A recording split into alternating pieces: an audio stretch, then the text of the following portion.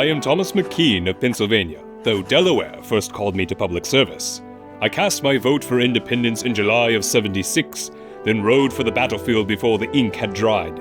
I wore many hats in the cause of liberty: delegate from Delaware, president of Congress, colonel of militia, chief justice of Pennsylvania, even whilst still seated in Congress. A conflict of duties, some cried. But to me, the Republic was worth overworking for.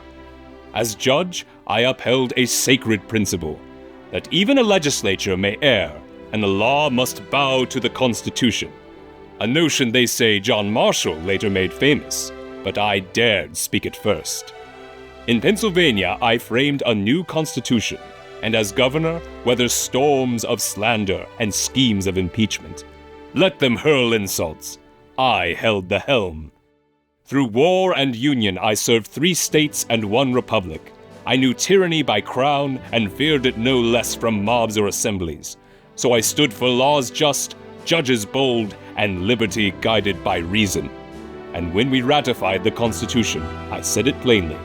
It appears to me the best the world has yet seen. So judge me not by where I signed, but by how I served. For I did not seek fame, only the firm establishment of our freedoms. You want a tidy legacy?